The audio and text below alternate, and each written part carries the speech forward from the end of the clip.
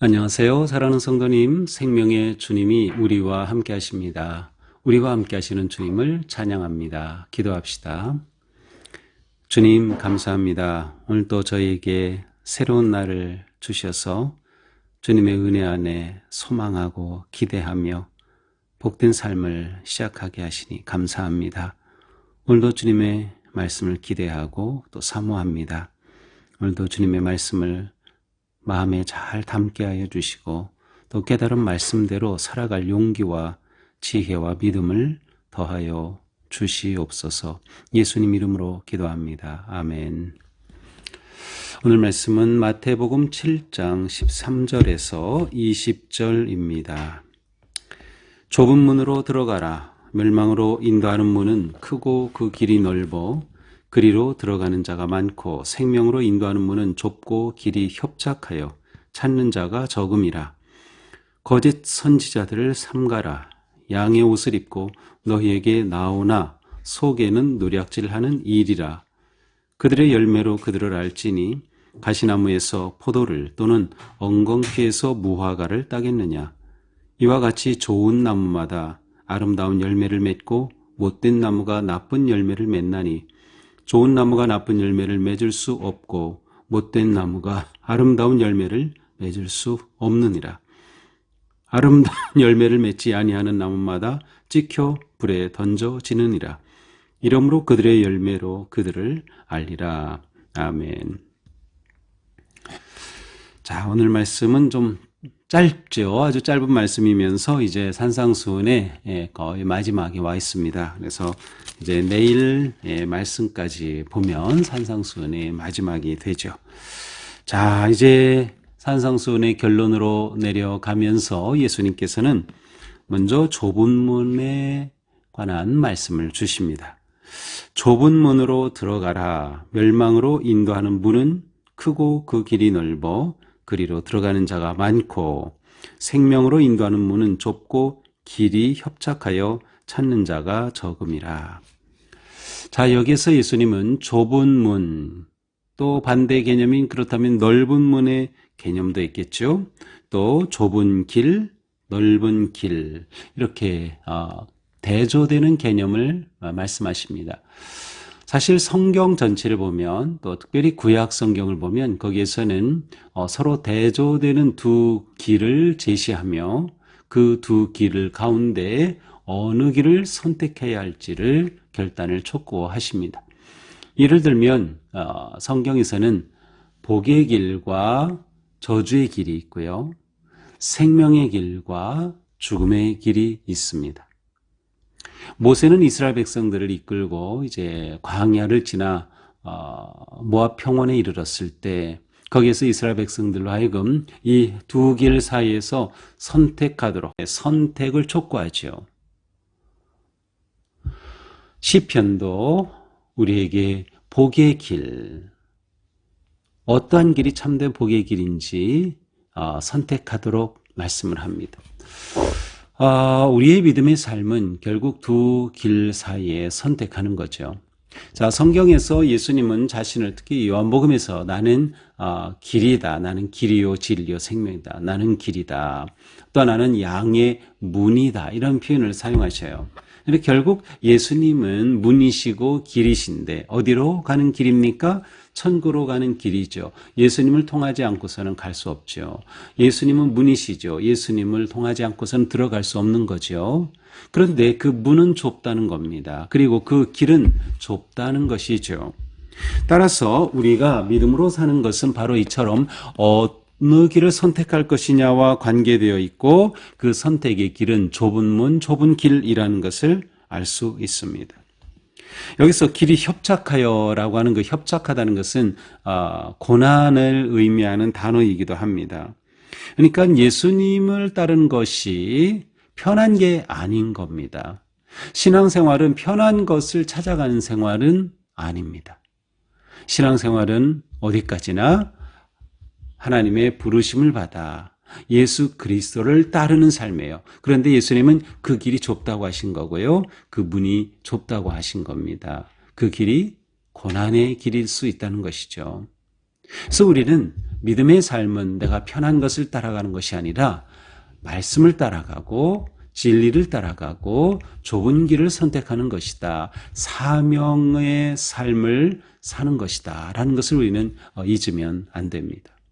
우리는 선택하는 것에 따라 생명을 얻을 수도 있고 저주를 받을 수도 있고 복을 얻을 수 있고 또 멸망할 수도 있는 겁니다. 우리의 선택은 너무도 중요한 거죠. 그러니까 우리가 믿음 생활하는 것은 이러한 끊임없는 선택의 연속이라고 할 수 있어요. 여기서 우리는 하나님을 선택하고 사명을 선택하고 오직 주님을 선택하는 거죠. 자, 믿음의 삶은 결국 길이신 주님을 따라 걷는 것, 그것 자체가 우리에게 진정한 삶이다라는 것을 우리는 보게 됩니다. 자, 이제 예수님은 열매에 관한 말씀을 주셔요. 근데 사실 이 말씀은 이제 내일 본문으로 이어지지만 오늘은 그 중간까지만 보게 됩니다. 거짓 선지자들을 삼가라. 양의 옷을 입고 너희에게 나오나 속이는 누리학질하는 일이라. 거짓 선지자. 예수님 당시에 거짓 선지자는 거짓 지도자들이죠. 특별히 거짓 종교 지도자들입니다. 자, 이들은 겉으로는 양의 옷을 입고 있어요. 겉으로 볼 때는 아주 좋아 보이고 옳아 보이고 아름다워 보이고 흠모할 만한 그러한 모습이에요. 그런데 실제로는 뭡니까? 속에는 노략질하는 일이라. 아주 사나운 들짐승과 같아요. 그래서 노략질하는 거죠. 실제로 우리 시대에도 이러한 거짓 선지자들이 너무나도 많아요. 온갖 신천지와 악한 이단들이 차고 넘쳐나요. 그 교주들은 전부 다 겉으로는 굉장히 선한 것 같아요. 그리고 세상적으로는 선한 일을 한다고 막 홍보하고 난리를 쳐요. 겉으로는 다 그런데 문제는 뭐예요? 그 속은 이리입니다. 영혼을 집어삼키고 영혼을 죽이는 거죠. 그 안에는 참 생명이 없어요. 진정한 복이 없는 거죠. 그러한 거짓 집단은 지금도 이렇게 이 사회를 혼란하게 하고 있음을 볼 수 있어요. 그래서 우리는 이러한 것들을 잘 분별하고 거짓 선지자를 삼가야 하는 겁니다. 겉을 보고 따라가면 안 됩니다. 큰일 나는 것이죠. 그들의 열매로 그들을 알지니 가시나무에서 포도를 또는 엉겅퀴에서 무화과를 따겠느냐. 그들의 열매가 그들을 보여줍니다. 실제로 그 뒤에 실상이 어떤지를 우리는 잘 알고 있죠. 이와 같이 좋은 나무마다 아름다운 열매를 맺고 못된 나무가 나쁜 열매를 맺나니 좋은 나무가 나쁜 열매를 맺을 수 없고 못된 나무가 아름다운 열매를 맺을 수 없느니라. 아름다운 열매를 맺지 아니하는 나무마다 찍혀 불에 던지느니라. 이러므로 그들의 열매로 그들을 알리라. 자, 그 나무가 어떤 나무인지는 열매가 말해줍니다. 열매가 그 나무를 말해준다. 그러므로 좋은 나무다라는 것은 좋은 열매가 맺히는 거죠. 나쁜 나무다 그러면 나쁜 열매가 맺히는 겁니다. 자, 거짓 선지자들은 그들이 남긴 것을 보면 전부 거짓되고 악한 것임을 알 수 있어요. 전부 다 자기 자신을 위해서 탐욕에 빠져 있고 온전히 정말 겉으로 보였던 그러한 양의 모습은 하나도 없는 거죠. 열매가 그들을 말해주는 겁니다. 이 거짓 선지자들의 종말이 어떤지를 우리는 계속 보고 있어요. 자, 오늘 말씀은 이렇게 이 거짓 선지자들은 그들이 보여주는 열매로서 그들이 거짓됨을 알 수 있다 라고 말씀하지만 우리는 여기서 더 나아가서 우리의 삶 또한 이 말씀에 비춰보게 됩니다. 내가 정말 선하고 거룩한 성도인가라는 것은 내가 어떠한 열매를 맺는가가 보여줍니다. 열매로 그들을 알리라. 맞습니다. 열매가 말합니다. 그렇다면 우리는 선한 열매를 맺어야 하는 거죠. 그런데 선한 열매를 맺으려면 어떻게 해야 됩니까? 좋은 나무가 되어야 합니다. 좋은 나무가 좋은 열매를 맺는 거다. 여기서 좋은 나무란 무엇일까요? 그 사람의 됨됨이라고도 할 수 있고요. 누가복음에서 보면은 사람의 마음이라고 또 되어 있어요. 사람의 마음이 어떠하냐에 따라서 그 사람의 열매를 보여준다라고 말씀하기 때문이죠. 누가복음 6장 45절에 보면 우리는 마음에 쌓은 선으로 선을 낳게 돼 있어요. 마음에 악이 쌓이면 악한 열매가 맺게 돼 있어요. 그래서 좋은 나무다, 나쁜 나무다, 그 사람 마음이 좋다, 나쁘다, 선하다, 악하다라고 말할 수 있어요. 그 사람의 됨됨이입니다. 사람의 됨. 우리가 그리스도인으로서 진정한 그리스도인이 된다면 우리의 삶에서는 언제나 선한 열매가 맺을 것입니다. 우리는 열매로 말하기 때문이죠. 우리 신앙생활이 정말 선한 열매가 풍성히 맺는 삶이 되면 좋겠어요. 자, 예수님께서 이 말씀을 지금 산상수훈의 마지막에 하시는 거거든요. 앞에 너무도 소중하고 너무도 주옥 같은 정말 놀라운 말씀들을 주셨는데 결국 이 말씀이 우리의 삶을 통해 열매로 맺지 않는다면 이게 다 의미가 없는 거다라는 것을 볼 수 있어요. 우리는 선한 열매로 선한 존재임을 드러내는 거죠. 물론 우리가 하나님 앞에 선한 존재일 수는 없어요. 하지만 우리는 예수 그리스도 안에서 하나님께서 우리를 의롭다 인정해 주셨기에 우리는 그에 합당한 선한 열매를 맺는 삶을 사는 것입니다.